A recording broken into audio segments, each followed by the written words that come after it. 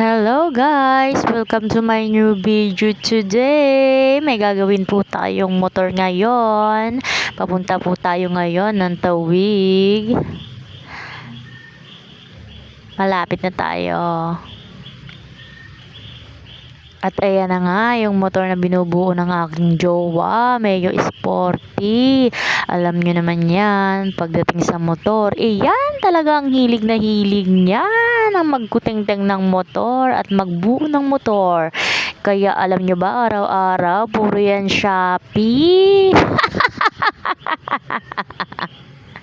At wala nga yang alam na binibidyohan ko na, kaya sinitsitan ko at yun napatingin at buti na lang walang tupak, nakangiti. Yan nga pala, magdidikit tayo ng decals ngayon dyan sa Mayor Sporty. Ganyan lang po, pagka magdidikit ka po, kailangan mo po muna siyang lagyan ng pwede pong Joy o kaya ay shampoo.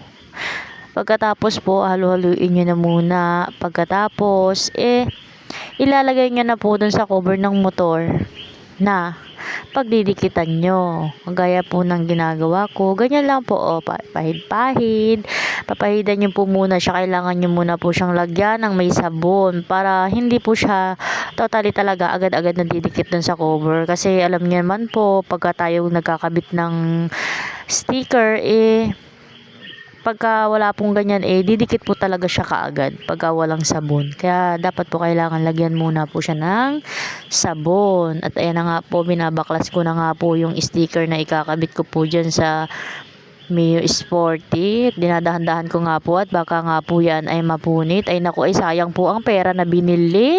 Yan nga po pala, galing nga po pala yan sa Shopee. Doon nga po pala in-order ng aking jowa. At yun na nga po, ididikit ko na nga po. At yung jowa ko nga, sabi niya ay magpipintura daw siya, pero hindi siya makapag-umpisa dahil tinitignan niya ako. At ayun na nga, dinampot pa yung cellphone at bibidyohan pa ako. Hindi pa talaga nakontento. At yan, tingnan nyo, dinadahan-dahan ko pagkakabit. At alam niyo na, baka po mapasama yung kabit ko, magalit sa akin ng jowa ko. Baka po kami mag-away lang. Sayang rin naman po yung pera. At ayan na nga po, pagkatapos, ayan na nga po yung resulta ng aking pagkalagay. So ayan, nakit lang naman po ng ating natipid. Kung yan po ay ipapakabit ko pa po, ayan po ay baka po nasa 300 pa ang pagpakabit niyaan. Kaya tayo po ay kailangan natin magtipid-tipid. At alam nyo na, mahal ang mga bilihin sa ngayong panahon. At so ayun na nga, nakikialam pa. Dun pa daw, blue blower ko. Diyan na nga po, dyan sa video na yan, kami pong dalawa ay nagtatalo na. At sabi ko nga po sa kanya, wag na siyang makialam. At talaga namang hindi nakakatiis na hindi makialam.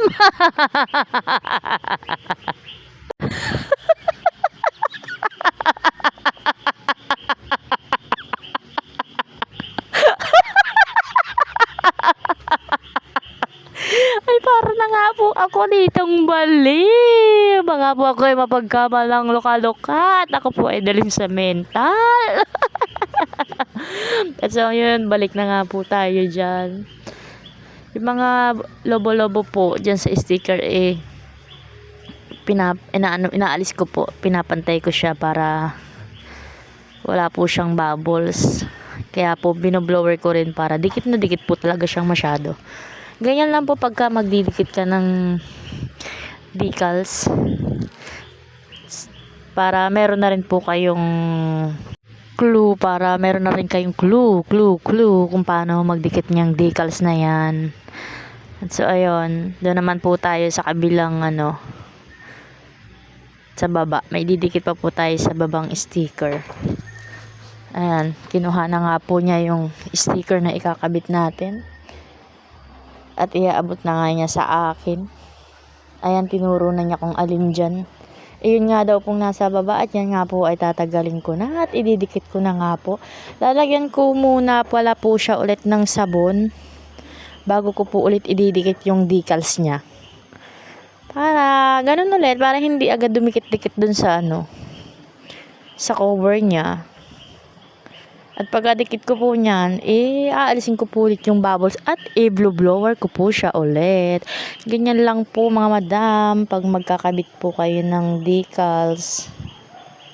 Panoorin nyo po hanggang dulo. Thank you!